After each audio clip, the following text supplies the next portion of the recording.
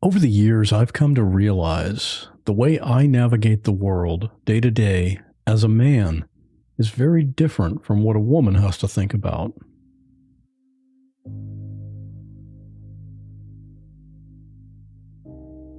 I mean, when I go out somewhere like to the grocery store or the bank or whatever, the thought that someone might be secretly watching me never even enters my mind. If I happen to have an encounter with someone I don't know, I don't immediately get suspicious. In fact, I often actually look forward to having a meaningful conversation with a stranger. But for women, it's very different.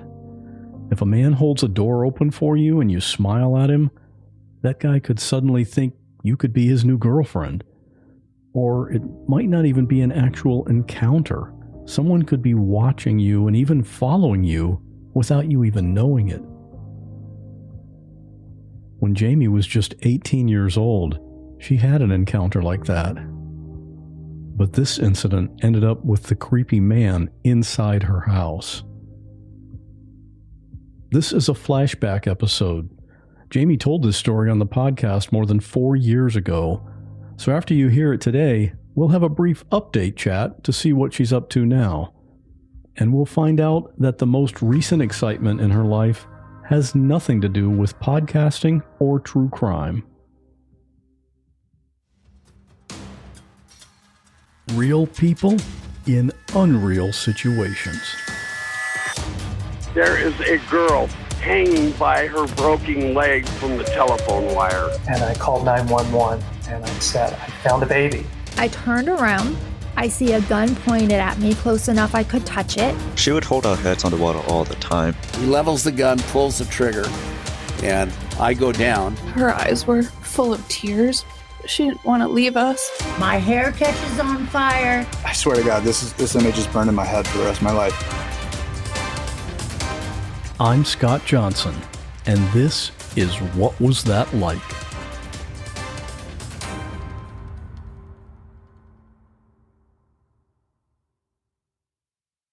You were a teenager when this happened, right? I was a senior in high school at the time, 18 years old.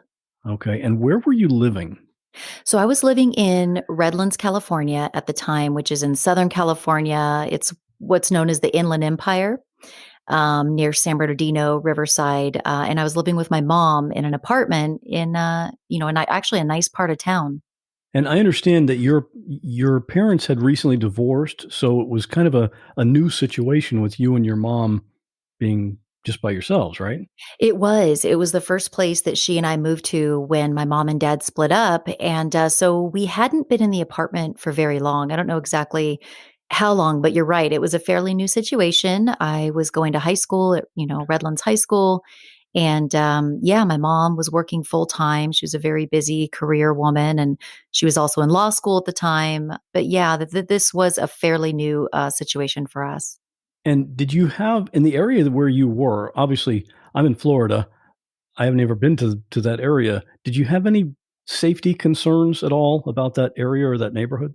Not at all. I mean, I never even thought about not being safe at all. Redlands in general is a pretty safe town. There are bad parts. But where the apartment was, it was sort of on the south side of Redlands, sort of near Loma Linda. And it's a good area. It's a very nice apartment complex, very clean. I think a lot of like single professionals were living there at the time. This happened at nighttime. It was around 8:00, so it was after dark. Can you just take us through what happened that night? Yeah. So it was, like you said, it was around 8:00 in the evening. I want to say it was a weeknight. My mom reminded me later that it was my dad's birthdays, which would have been June 12th of 1996. So whatever day of the week that was. And it was dark and my mom was in her room studying. I think she was studying for the bar exam at the time. And I just remember it was a warm, summer night. And I remember going into her room and just kind of said, "Hey, Mom, I'm going to run across the street." I took my car to a grocery store. There was a Stater Brothers literally just right across the street. I said, "I'm going to grab a few things." She says, "Okay, see you later." So I got in my car. I went to the store. I was there for maybe 15 minutes. My mom reminded me later of what I bought, and she kind of made fun of me. I bought these stupid, at the time, there were these sort of wedge like flip flops that were made of like this foam material. I know that sounds awful, but this is the 90s. And Stater Brothers sold them. So I went across the street to go get those and who knows what else. But anyway, I was only there for a few minutes. I drove back to my apartment. I entered the apartment complex. I didn't think about it until later, but there was a car right behind me at the time. I could see the headlights, but that could have just been anybody entering the apartment complex behind me.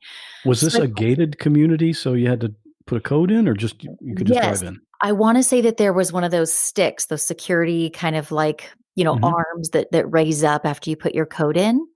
So I had done that, and I don't remember if this person behind me, as we often do, you just roll in, in front of or I'm sorry, if you're in back of somebody, you just roll in without putting in a code.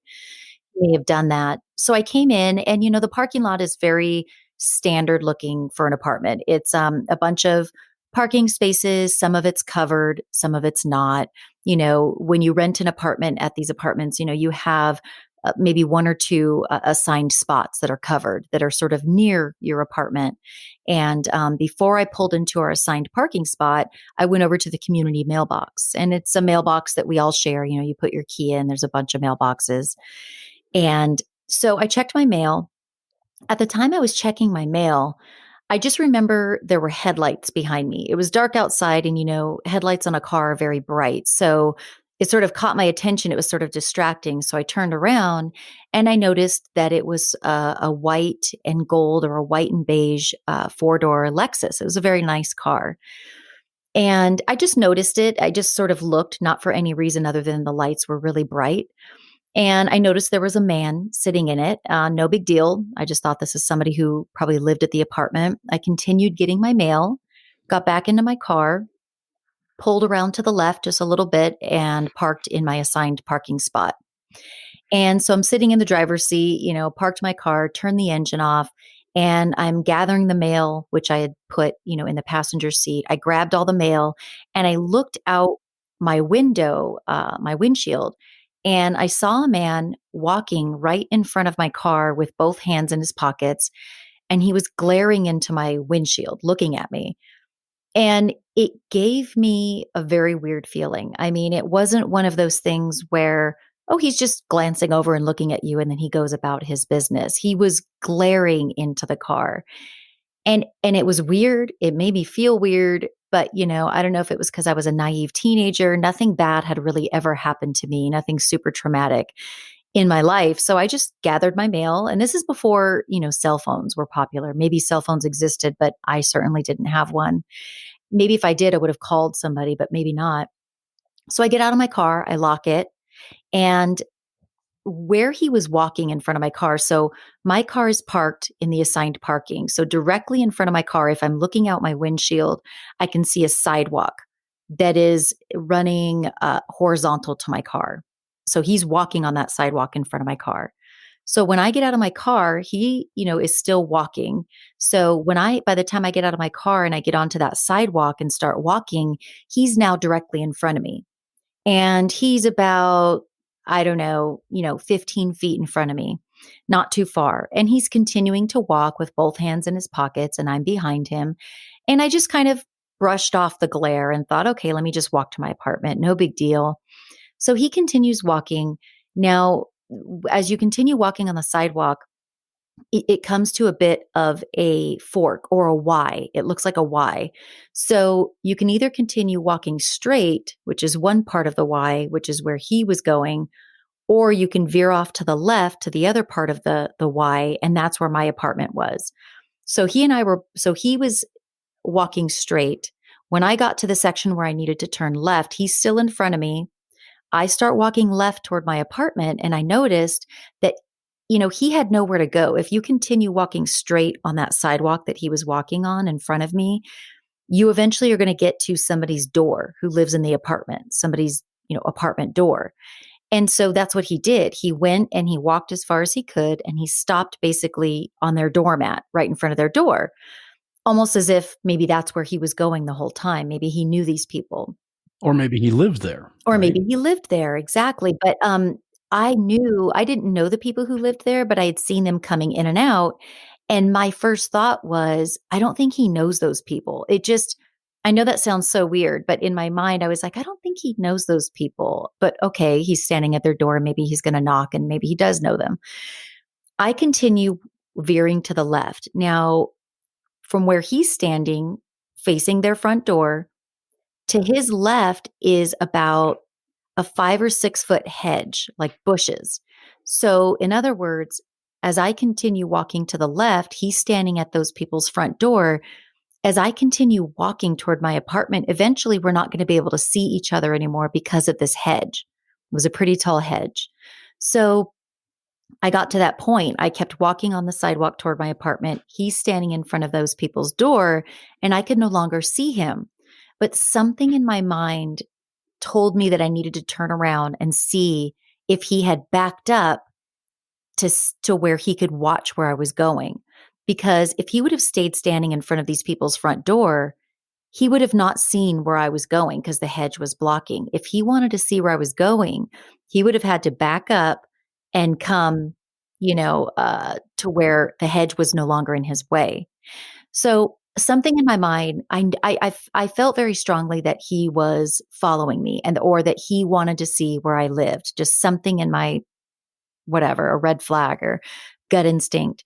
So I did it. I turned around and sure enough, he had walked away from the front door and he was standing there watching where I was going. He wasn't walking, he wasn't moving. He was just peering, he was just staring at me to see where I was going. And it was at that moment when I thought, shit, something is going on. He doesn't know those people. He was only standing at their door to wait, for me to walk past. He's come around the hedge and now he can see where I'm going. And I just got a chill through my body. And so at that point, I wanted to run to my apartment and go inside and lock the door, but I didn't want to alarm him and make him aware that I'm aware that he's watching me. So I walked really fast, but tried to walk not so fast to where it looked funny, to not raise any red flags to him. So I walked really fast. I was scared as hell. And of course, it's almost like a scary movie. When I got to my apartment door, there's 2 locks. There's a deadbolt and then there's a lock on the doorknob. And my mom, and I'm the same way to this day, my mom's a lock freak. She locks every door, always. I mean, she does not leave a door unlocked ever, no matter what time of day it is. So I pull out my key. I start to unlock, the deadbolt. And of course, it's like a scary movie. It's like, oh gosh, it feels like it's taking hours. And so I got that one unlocked. I got the doorknob lock unlocked. I went in my apartment, shut the door really fast, locked the deadbolt, locked the other lock. And I just stood there in my living room. And I'm like, okay, I'm safe. Even if he is watching me or following me, he can no longer get me anymore. And again, I'm a naive teenager. Nothing traumatic has ever happened. So I didn't think I was in danger anymore. I thought I'm in my apartment. So even if he is a weirdo, I'm good. So this is the part of the story where I look back and I just think like, Jami, what a dipshit. You should have done something. You should have said something, but I didn't. I basically went straight down the hallway into my mom's bedroom. She was still studying at her desk in her bedroom. And I just started to tell her what I had gotten at the store. We just started having small talk. And so it was a summer night. It was warm out. This is a rare occasion, but on this particular night, my mom had her bedroom window open.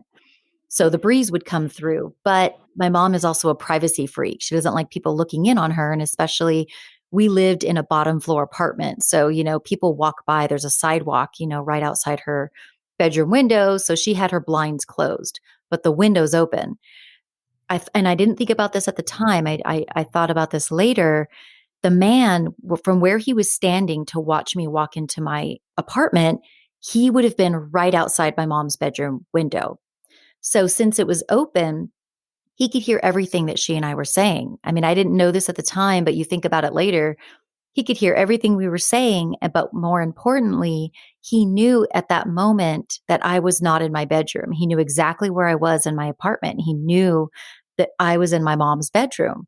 So as she and I are just kind of making small talk, 3 minutes or so, 5 minutes goes by, and then my bedroom is right next to hers. It's just a 2-bedroom, 2-bathroom apartment, not very big. Plus, he could see that the light was on in your mom's room and it was not on in your room, right? Correct, exactly, and I think that's another important thing where he could confirm, okay, she's not in her bedroom. Not only do I hear her in her mom's room, but her mom's mom's light is on, but her bedroom light is not on. And as is the case with a lot of bottom floor apartments, my bedroom, the only window I had in my bedroom was a sliding glass door with vertical blinds. So I didn't even have like a regular window. It was just a sliding glass door that if you opened it and walked out, you would walk onto a little rectangular, patio with, let's say, a 3 to 4 foot tall, wooden fence with, a little hedge that surrounds the fence. So it would be very easy for somebody to sort of hop over that hedge and be on our porch. And so since it was summertime, when I left to go to the store, I consciously or unconsciously, I had left my sliding glass door open just a little bit, maybe like a foot, but the screen was closed and also the vertical blinds were totally closed. So nobody could see in. I couldn't see out, but the sliding glass door was cracked open about a foot or so. If your mom being a lock freak, if she would have known that sliding glass door was open, would she have closed and locked it? She would have closed it, absolutely. My mom, just because she knows, she was in her room, so she left her window open. That was fine. But I wasn't in my room, and also it's a sliding glass door, so somebody could easily walk in. My mom would have totally closed that sucker and locked it had she known I left it open, but she didn't know. Mm-hmm. She was preoccupied. So when I'm done talking to my mom in her bedroom, I have 1 or 2 bags of groceries in my hands. And I go to walk in my bedroom, but literally right when I get to the door jamb, from when you enter my bedroom, straight ahead, you see the vertical blinds and the sliding glass door. So when I went to walk into my bedroom, the first thing I noticed were the vertical blinds were sort of swinging back and forth a little bit in the area where the door was open, where you would walk in. And it caught my attention, but everything happened so fast, I didn't really have time to react. Before you know it, all of a sudden, I see the top of somebody's head coming through the sliding glass door. And within seconds, there is a man standing in front of me in my bedroom. And I don't know if I dropped the groceries or what, and I didn't remember what I told him or said to him at the time. My mom had to tell me later. But when I saw him, I kind of took like a step back and I said something like, "Who the fuck are you?" I was just very shocked, and I remember being angry. Like, how dare you? Why are you in my bedroom? But the strange thing is that I startled him. He obviously was not expecting me to walk into my bedroom in that moment. I think looking back on it now, he was trying to take advantage of that moment when I was in my mom's bedroom talking to her. It was nighttime. I had a walk-in closet at the time. I had a day bed where there was a lot of room under the bed where he could have laid and hid and waited for me to go to bed, all kinds of things. But I think he was trying to take advantage of the fact that I wasn't in my bedroom. So he was going to sneak in, and who knows what he was going to do afterward. But I caught him. I walked in at the perfect moment. And gosh, of course, to this day, I think about what if I would have walked in even 5 seconds later? Where would he have been? Would he have been in my closet? Would he have been hiding somewhere and attacked me, and caught me off guard? So that's kind of the scariest part of the whole story is what could have happened if you hadn't. Oh, man. It terrifies me. And I joke about it with friends now, and I think about it often, and I talk about it. Obviously, I got out of this safely, but it is so terrifying to think how my fate would have been different had I walked in just a few seconds later. I don't know if he would have waited for me to go to bed and then struck. I don't know if he was just there to get something out of my underwear drawer. I just I don't know. But it's very scary to think about. So when I walked in and I kind of said, something like, "Who the fuck are you? Why are you in my room?"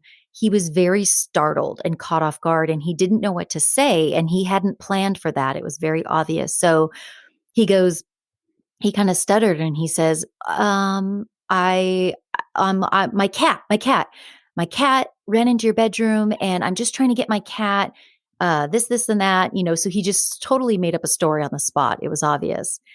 And I just kind of yelled at him again. I said, your fucking cat is not in my room. I don't know what you're talking. Get out of my house. Da, da, da, da, da. And he said something. I don't know what he said. And my reaction was, ew. I said, ew. My mom told me I said that later. And I think that I said that because I remember feeling in the moment that gross, like pervert, who are you? Get out of my room. And I don't know what words were exchanged after that. I can't tell you how long he was in there. It was probably 30 to 60 seconds, if that. And so at that moment, he backs out. He leaves my room. He goes back out the way he came in. And another part of the story I think that seems almost unbelievable is my mom was just in the other room. She could hear everything that was going on, but she thought I had a boyfriend at the time and he would come over often and we were always very playful and joking with each other. She recalls that, she just, number one, she was preoccupied. She was studying. So she could kind of hear something going on, but she thought I was like just having playful banter with my boyfriend. She did not, I mean, you wouldn't think at the time, you wouldn't automatically assume, I think, that it's like some bad guy in your daughter's bedroom. So it took her a few seconds to realize my daughter's in trouble. But at some point she did realize, oh shit, there is something going on. I can hear in Jamie's voice or something I said. Well, my mom always packs a gun. So she had a loaded gun. My mom's a little bit of a badass. She had a loaded gun in her desk, as she always did. And so she comes running into my room with her gun in her hand. And I said, there was a man in here. He went that way. So she runs out my sliding glass door. She jumps over the hedge, which, he probably did the same thing to escape. And she's got the gun pointed, and she's just like looking around. It's nighttime. She doesn't see him anywhere. And I said, he probably ran that way toward the parking lot. And I actually don't remember if she chased him all the way to the parking lot. She must have done some running around to see if she could find him, but he was nowhere to be found. And so, I mean, I was just shaking. My mom was shaking. We called the police right away. I remember the police showed up. They took a report. They asked me, the standard questions. What does he look like? What did he look like? What did he say? And I've tried to get my hands on that report, and I can't remember exactly what they said. I called the Redlands PD.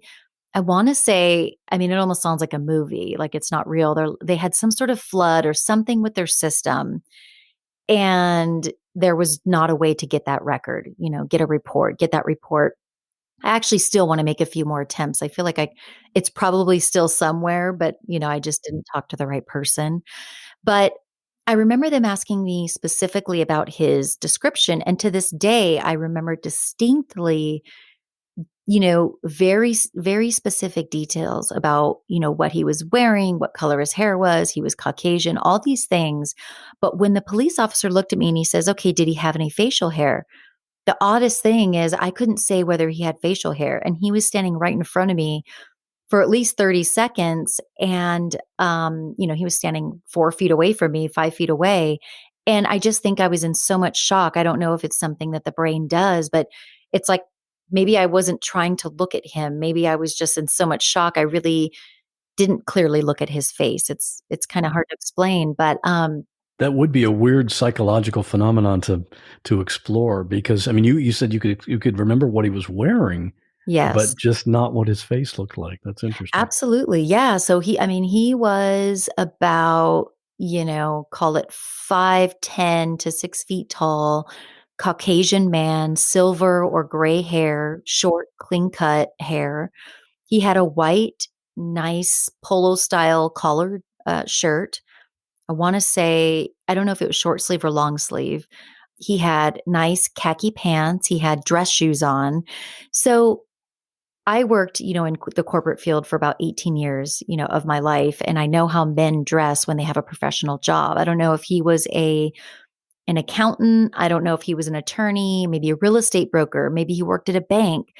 But it almost looked like what a man would wear on a casual Friday at a corporate, like a business type job. He was very nice, very well dressed, clean cut. He looked like I remember at the time I would tell people, he looked like the CEO of a bank. He truly looked like he probably had many people who reported to him at work. He truly looked like a professional. And my theory is that, he lives and works nearby that area. It's a small town. I mean, it's not that Stater Brothers is not the type of place where somebody would just be driving through and stop there, but they live 45 minutes away. I'm almost positive he lives in the Redlands or Loma Linda area, probably very close to that grocery store, probably works very close by. I think that he probably was working and he decided to stop at the grocery store on his way home from work. I think that he saw me at the grocery store. This is what the police theorized, and decided at that moment to follow me home. And I think that he probably was the car behind me as I was pulling into my apartment complex. I think that he was that in that Lexus when I was getting my mail. And again, it was a very nice car. Was he the one that was glaring at you into your windshield? Yes. So that was the same guy. And so there were all these startling moments, all these red flags that I should have picked up on, and I did pick up on them, but I ignored them. I kept telling myself, again, maybe I'm a naive teenager or whatever, but I just kept telling myself, no, Jami, bad things don't happen to you. That just happens to people on the news. You're just a dumb teenager. If you've never been through anything really traumatic in your life, I guess, you just sort of explain things away. You just think that bad things only happen to somebody on the news. Are you an optimist by nature? I am.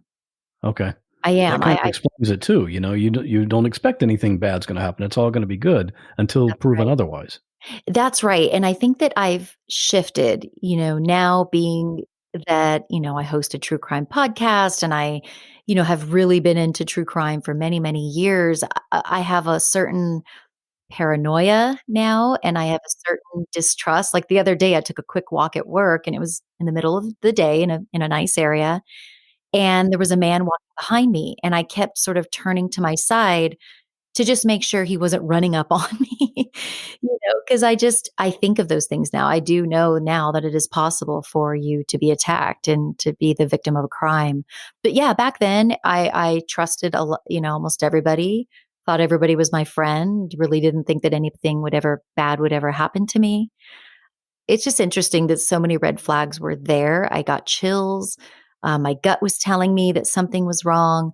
I probably should have stayed in my car when I got that feeling and drove around the street, maybe went to a payphone, or maybe I should have gone back to Stater Brothers and called my mom and said, hey, there's a weird guy looking at me. But I guess at the time, you don't think the worst. No, you don't. And there's something about intuition. And for me, I think in particular, female intuition, you can sense. I don't know what it is. There's nothing that you can probably quantify medically or psychologically or anything, but I've been in situations like that with a female, and it was like, okay, this doesn't feel right. We need to get out of here. And so we did. But yeah. So were you even able to sleep that night? No, I didn't want to sleep in my room. For some reason, I didn't want to be near windows. So I slept on the floor in a hallway where there was like two walls on either side of me. And I just slept right there because I was so freaked out. Didn't want to be in the apartment. Definitely didn't want to be near windows for some reason. So after that, my mom and I were so freaked out that this guy knows where we live. He hasn't been caught. And so we went to the apartment management office the very next day and said, hey, we want to put up some flyers of a description of this man. He came into my daughter's bedroom, last night. We want to warn everybody. Well, of course, the apartment complex didn't like that because that's bad for sales, to say, hey, a crime happened here in these apartments. So they wouldn't let us put up the flyers. Well, that pissed my mom off, and my mom is very feisty, and and obviously she's very concerned about her daughter's safety and her safety. And she says, "Well, just letting you know, we're moving out. Like I know we have a few more months on our lease, but we're going to break our lease." And I think the apartment complex manager tried to argue with her a little bit about that, but my mom was like, "Yeah, try me. We're leaving." I like your mom. I don't even know her, but I like her. I love her. She's a 5'2" little feisty pit bull is the way I would describe her. Mm-hmm. She's awesome. But yeah, she wasn't having it. And she said, no, we're moving out. So we did. Of course, they never came after us for breaking our lease. And we moved. We still stayed in Redlands, but we moved to a house kind of a few miles away. And to this day, this man that I know of has never been caught. The craziest thing that I always think of, besides what would have happened if I would have walked in my bedroom, just a few seconds later, I think the primary thing that I think of is that this man struck me as somebody's husband, somebody's boss, possibly somebody's grandfather, a professional, probably somebody who's well known in the community. That's kind of the way that Redlands is, professionals. There's all these networking groups and everybody knows everybody. And my thought was, I don't know if this is the first time he's ever done this. I doubt it would be the last time, because I think that somebody who has those urges, I think, will continue to do things like that. But it just struck me as so shocking that this man is in our community. He's probably going to go to work the next day. He's going to lay down in bed next to his wife, and they have no idea that he follows young girls home and comes into their bedroom. I mean, he did not at all look like a creepy guy. I mean, I doubt he probably doesn't even have a criminal record prior to that time, and maybe still doesn't. It makes me think, BTK was a pretty well-respected guy too. Yes. And that is what BTK, by the way, is like probably the serial killer that fascinates me and scares me the most. And that's part of the reason is, gosh, these guys, they're very well known in the community. BTK was very involved in his church. His family had absolutely no idea. And I think it's the same for this guy, the guy that came in my room. I really trip out on the fact that I really think that people have no idea of his extracurricular activities. Mm-hmm. Yeah. And I've reached out in my Facebook group I've posted pictures because I still have family and friends in Redlands, and it is a small town. I still have his description. I would bet money that he, at the time, he lived in that area. I know somebody knows him. I know what his car looked like. So I feel like I have enough information that maybe it's as simple as, hey, did you have a friend or know of anybody, who had a friend who had a dad who drove a Lexus that looked like this back in 1996 and worked a professional job? And I've had people comment before. There was one girl in my Facebook group who said somebody had come into her house, and I tried to set up a time to talk to her to see if maybe it was the same guy. And we for some reason, we never were able to talk. But I'm very interested to find this guy. And I wonder, is he in jail? Is he out in the community? I don't know.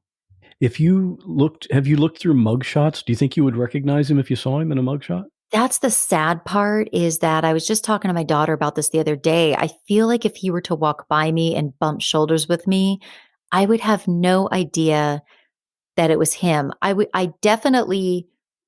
know, obviously, like I said, medium build, his height, Caucasian, he had silver hair at the time. I know all those things, but I could never, look at his face right now and go, oh, that's definitely him. Because he looks like so many white men that I've come across in my life.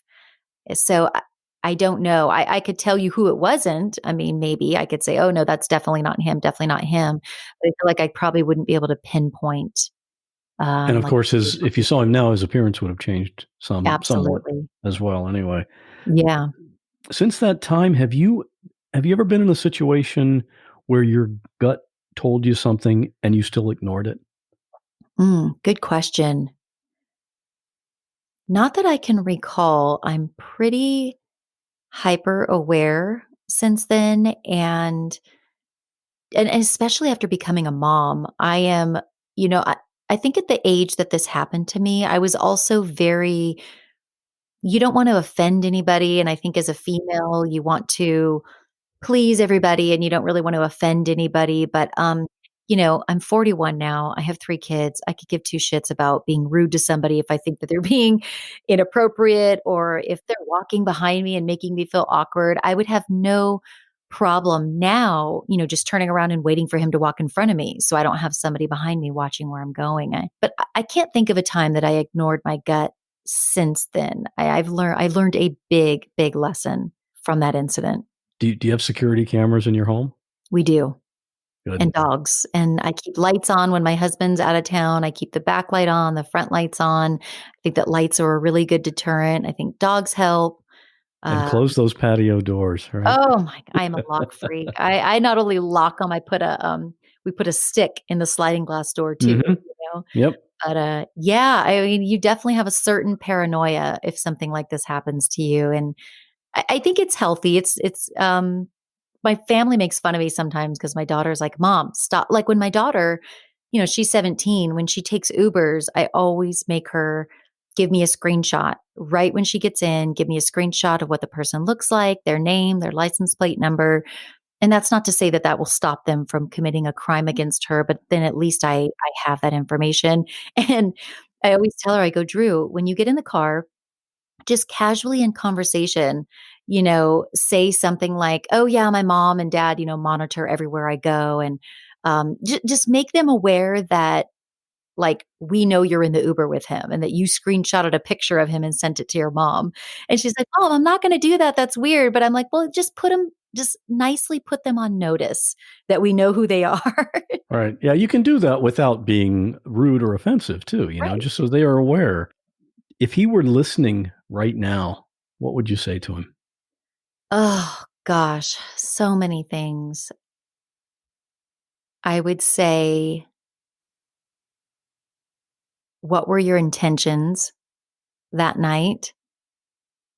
I would say, do you have a family, and what would your family think of you following a girl home and coming into her bedroom?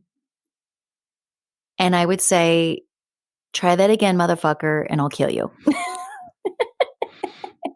Excuse me. I think he would be aware of that and probably not. He would go for an easier target next time, I think. I hope so. Well, I mean, I hope he doesn't go for any target. Yeah, but Right. yeah, I still get angry thinking about it because it's just such a violation, honestly. Well, this story, the story you just so wonderfully told, was a topic of a true crime podcast episode. And not just any podcast, it was your podcast. It's called Murderish. Can you tell us about your show? Yeah. So, it's fun. I did tell this story on my podcast called Murderish, and it was fun. It's called A Stranger in My Bedroom.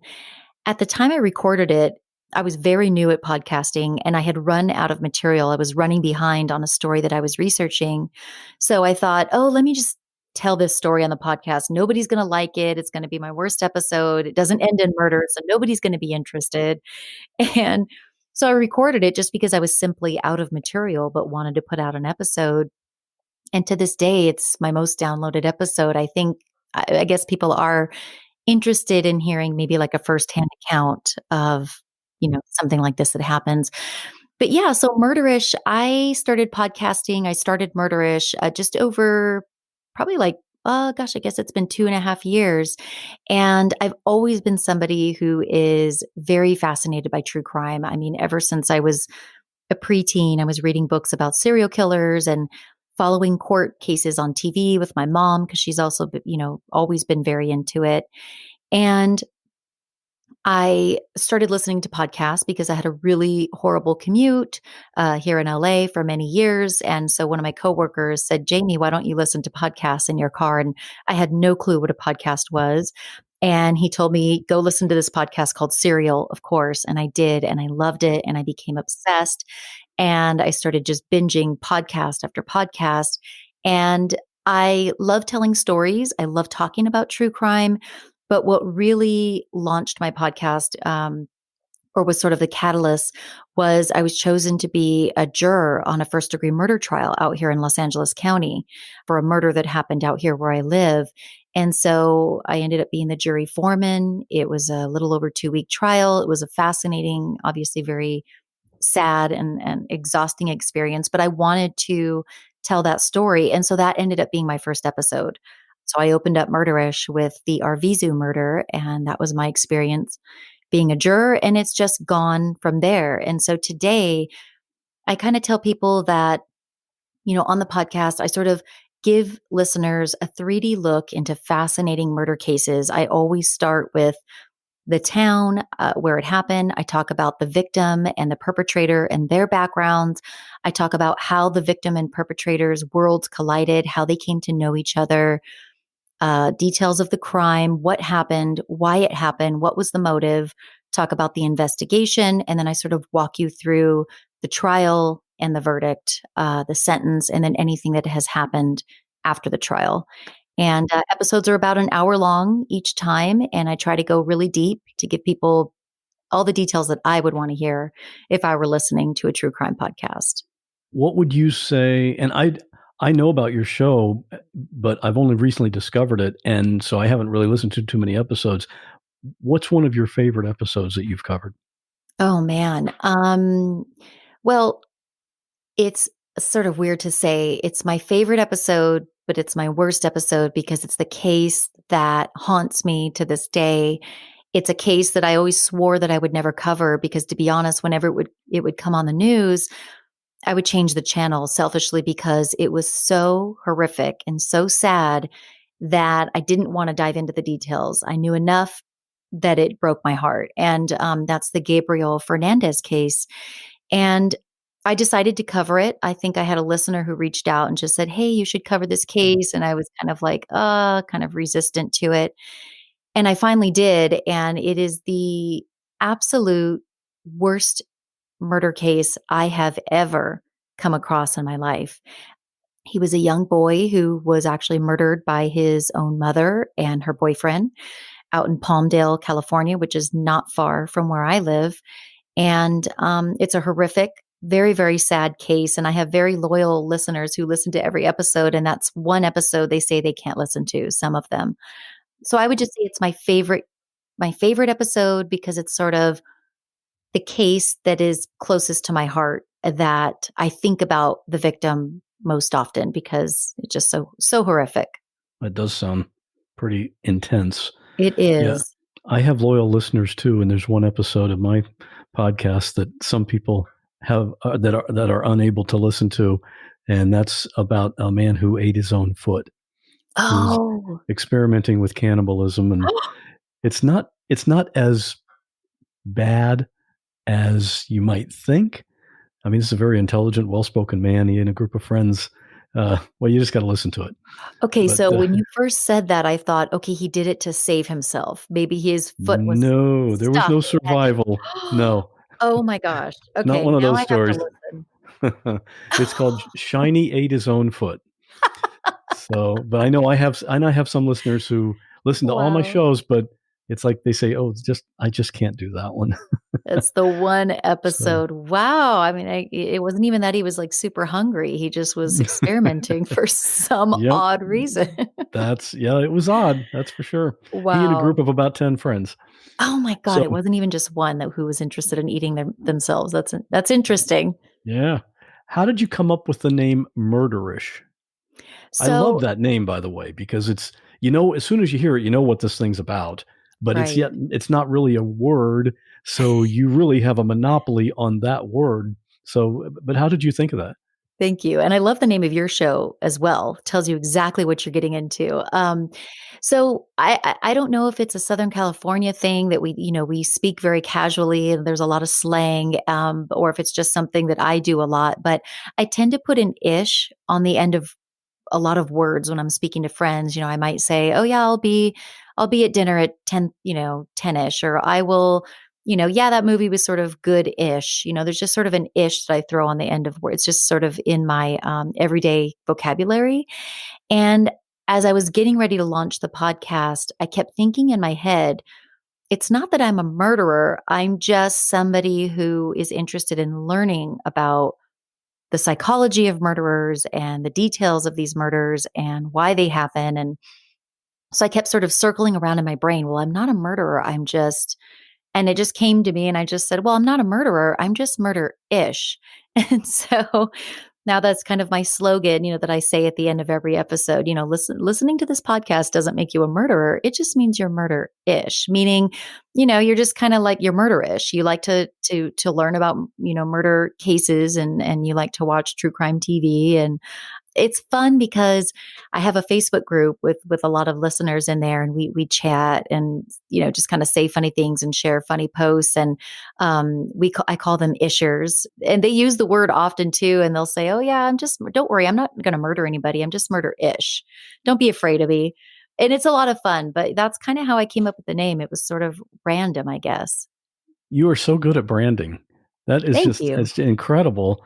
And especially, I mean, just one aspect that when you say the line, if you like this, it's not because you're a murderer, you're just murderish. It's like you're giving people permission to enjoy hearing these stories, even though they're so horrific. And maybe they Right. should feel guilty about enjoying these stories, but you're saying, no, it's okay. You're just Yeah. murderish, We're just murder-ish. Yeah, that's awesome. Thank you. So how can people find your show and contact you if they wanted to? Yeah, so I just built out a website finally after 2.5 years. So they can check out the show and a little bit more about me, and they can actually listen to the show at murderish.com. They can find me on all podcast listening apps. I'm on Spotify, iHeartRadio, Google Play, Apple Podcasts, you name it. And they can find me on social media. I'm on Twitter at murderishpod. I'm on Instagram at murderishpodcast. And I have a really fun Facebook group, a Facebook discussion group. So if you just go to Facebook and you search Murderish Podcast Discussion Group, you'll find it. Just hit join. You answer a couple questions, and we have a lot of fun in there. All right. Well, I'm sure we'll send a few listeners your way, because Thanks I know so a lot of the listeners to my show, even though What Was That Like is not really a true crime show, but some of the episodes that we deal with are true crime by nature. So I know there's a lot of crossover in that audience. So look forward to hearing that. And thanks so much for sharing your creepy story. Thanks so much for letting me tell it. I really appreciate it, Scott. It's been fun.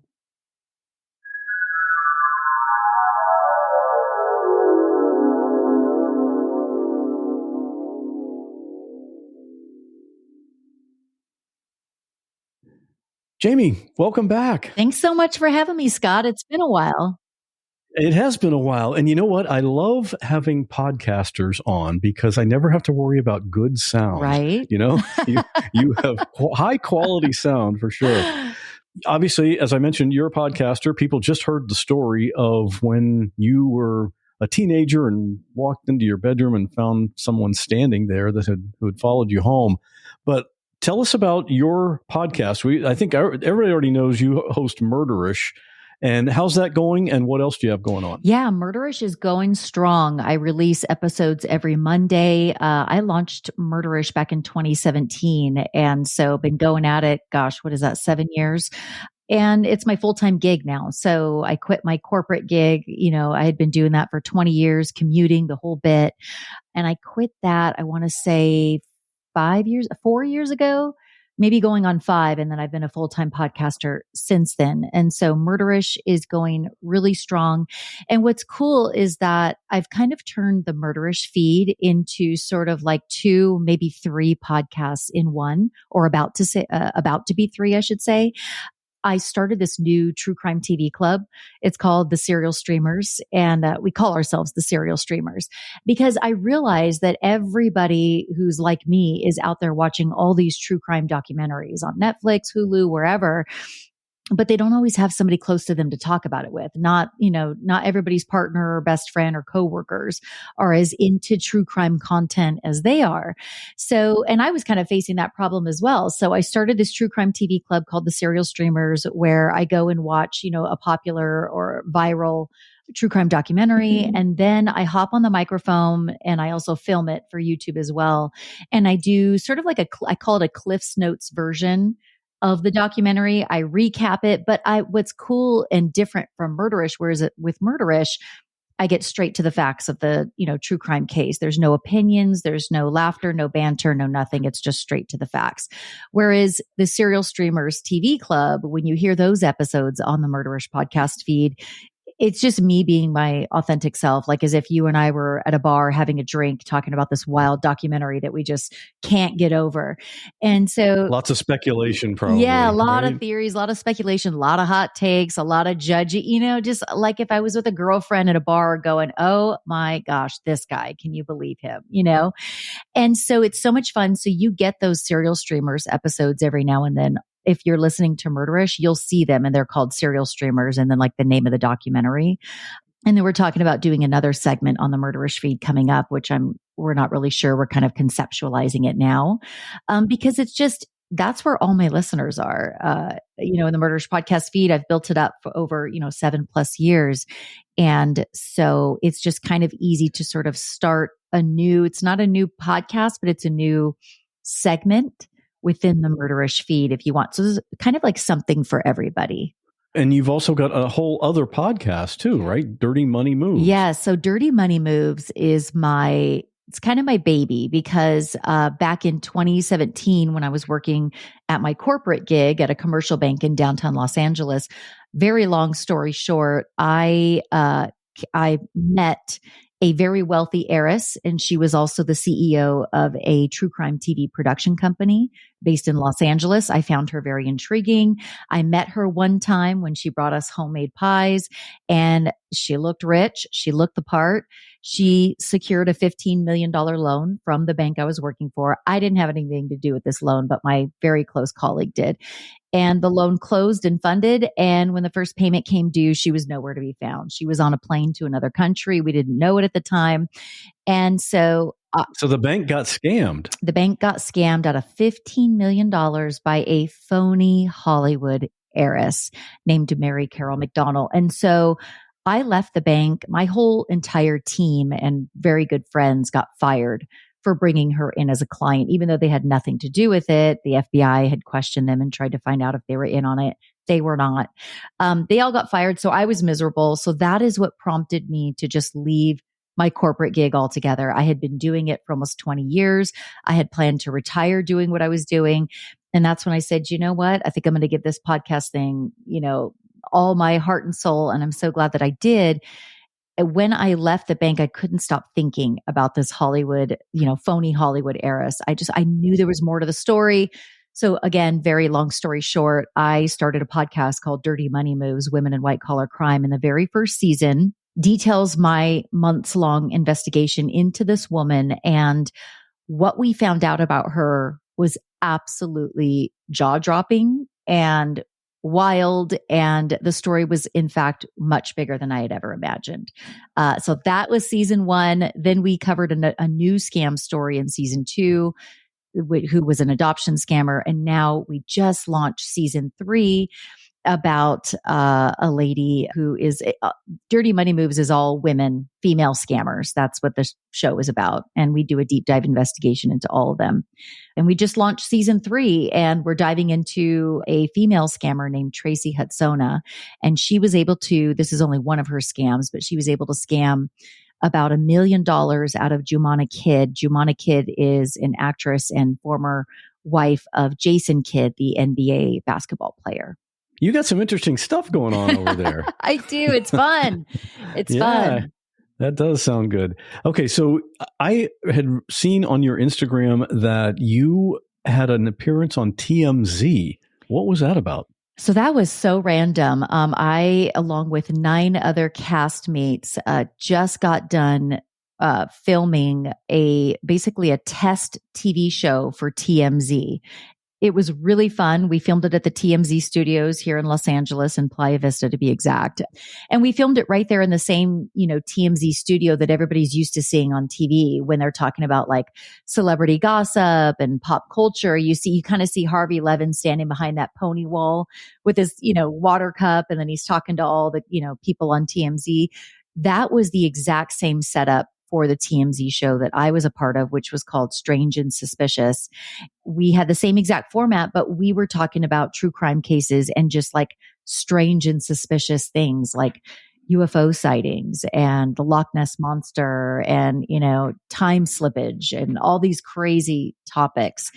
That was a lot of fun. And it just came up randomly. I was literally sitting on the couch early summer with my husband having coffee in the morning, and my phone rang from this random Los Angeles number at like 7:45 in the morning, and I didn't know who it was, so I didn't answer, left it alone all day. Then I went to listen to my voicemail. I really don't ever listen to voicemails, which is hilarious, So I'm like, let me just see because it was an LA number, so I'm like, maybe it's somebody I know. And it was Harvey Levin. And he just said, "Hey, Jami, we found you through your podcast and your social media. We really like you to be participating in this new show, Strange and Suspicious." That's kind of how it all started. And I hopped on board, and it was such a wonderful experience. That's a phone call you want to return, right? Yeah. And I did. And to be honest with you, I'm such a skeptical person. Maybe this is just my true crime brain. Maybe it's in my DNA. But I was like, what in the AI BS is this? Like, this cannot be real. I thought that it sounded like Harvey Levin, but I'm like, this is AI. Yeah, you can't trust anything now. Yeah. You can't. And I'm like, and of course I investigate, scam artists. So I'm like, what kind of AI scam is this? But I called back, and sure enough, it was Harvey. It was going to work for you either way. Either it was legitimate or you got another scam story for your show, right? Very good point. Yeah, either way, this is going to work out very well for me. Okay, so if people want to follow you and see what's going on, I know you're on Instagram, TikTok, and YouTube, as well as your regular podcasts. And your username on all of those is Jami on Air. That's JamionAir. So, and we'll have links to all that in the episode notes for this as well. And unrelated to podcasting, what else new has happened in your life recently? I should have mentioned this first, because this is the absolute biggest news to ever hit my life besides my the birth of my 3 children. But I just became a grandma for the first time. That is amazing. Yes, I'm just over the moon. I'm almost at a loss for words for how much I instantly loved this baby girl. Like, it just is everything that everybody tells you it is, but you just don't know it until you experience it. And yeah, my oldest son, Skylar, and his fiance, they had a little girl named Novi, and she's super healthy, super freaking cute. I know I'm biased, but she's adorable. Anybody that comes within 3 feet of you are going to see pictures, right? Oh my God, I am that annoying person. It used to be like my kids, and then now they don't want me to show pictures. They're like, "Oh, Mom, stop showing pictures." So then it's my dogs. Well, now it's my grandbaby. It must be difficult having the new baby and close by, and yet you still have to keep working at home, right? It is such torture. And I know that my son's fiance is home on maternity leave, so I know she's at that house just with the baby, and I'm like, I have to be there. Screw work. I've got to go see my. So yeah, I feel very spoiled and lucky that she is sort of at my disposal, if you will. Like, I can go see her whenever I want. And it's good for them. They've got a ready-made babysitter whenever they want, right? Rock star grandma right here. Yeah. I got it. I've had 3 kids. So I know what I'm doing. You know how to do it, obviously. All right. Well, Jamie, it's great talking with you again. And again, we'll have all these links in the show notes. And we see each other at conferences sometimes. I'm sure I'll see you probably sometime before too long. Yeah, I hope so. It's really nice to see you again, Scott. Thanks for having me on. Jami is such a fun person. And I love the fact that she's enjoying being a grandma now. You can see a picture of her and get the links to all of her socials at the episode notes. whatwasthatlike.com/193. You might already know, in the podcast Facebook group, we have a new question every Tuesday. The question for this past Tuesday is a kind of serious one. What's the most difficult thing you've ever had to tell someone? Does something come to mind for you with that question? Come on over and let us know. whatwasthatlike.com/Facebook. And sometimes people ask me if I'm on Instagram, and the answer is yes. More than 20,000 followers there currently, and you can scroll down my page, and what you'll see is the cover art for every episode, all 193 of them so far. It's a pretty cool visual. My Instagram account is WWTL_podcast. Graphics for this episode were created by Bob Bretz. Full episode transcription was created by James Lai. And now, the listener story. It's just a 5 to 10 minute story sent in by a listener. You can record your own story on your phone in a quiet environment and email it to me, scott@whatwasthatlike.com. This week's listener story is kind of in alignment with Jami's story. An encounter with a stranger who could have been dangerous. Stay safe, and I'll see you back here next week on Tuesday and Friday. 20s. I lived in a small town in Utah. It was a very rural town, mostly farmland. My husband and I were both going to school at a university in the town nearby. I was going to school part-time, but I was working full-time at a treatment facility for people with eating disorders. And this facility was a residential facility, and it was in the town that I lived in, which was very small, very remote. But the facility was at a house that was up in the foothills where there were no other homes nearby, kind of up in the mountains. So one day I was at work and I was a cook there, and my coworker who was coming to cook for dinner, I had just cooked breakfast and lunch. She had just arrived and told me that when she was driving up to work that day, she had passed by a man who was hitchhiking on the side of the road. And she said she just drove right past him and ignored him, as young women should do. So she just mentioned this to me as a strange thing that happened while she was driving there. Then I left to head home, and I had to drive back on this same road that she'd come up on, which, to be clear, this was a very strange location for someone to be hitchhiking, because there's really nothing nearby. And if you're driving up this road, you're going straight into nothing except for this treatment facility, or just to go on a hike maybe in the mountains. So it seemed an odd place for someone to be hitchhiking. Anyway, I'd kind of forgotten that she said this until I was driving down the road and I saw a man hitchhiking. When I was driving up to him, he was actually kneeling on the side of the road. And this man was an older man, I would guess probably in his 60s. And when he saw me approaching in my vehicle, he stood up, and he had in his hand a large rifle. And he walked into the middle of the road and is waving his hands and holding his rifle. And he had a look of distress on his face. And I was just compelled to stop. And you know, in retrospect, I recognize that this is obviously an unsafe situation for a young woman to put herself in, but I just, in my heart, could not, just by the look on this man's face, I could tell he was highly distressed. So I stopped and I rolled down my window a little bit. I was still a bit apprehensive.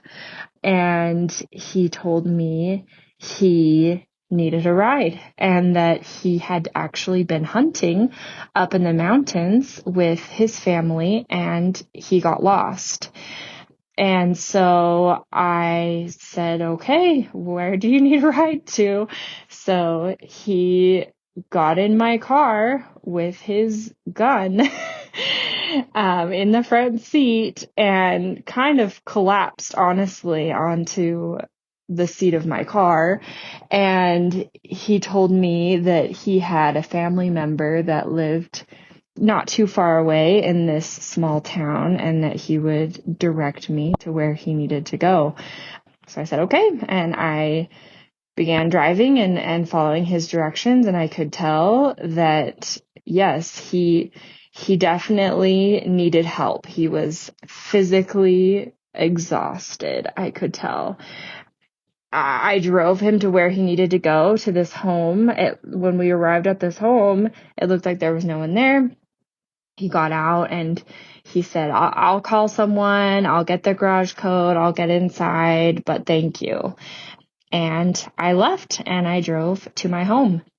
I just feel like this situation could have ended pretty terribly, and it was definitely an unsafe situation to put myself in, but something really just compelled me to pick this man up, and I'm sure that he was very grateful that I did, and I'm sure also in retrospect for him, he recognizes that he probably looked a little bit frightening, carrying his gun and asking for a ride from a young woman who was by herself. But I think he was so overwhelmed by his own situation that he didn't even consider that. And I've never seen this man again, but ultimately I am glad that I stopped to pick him up because he was not a dangerous person and he truly did need help.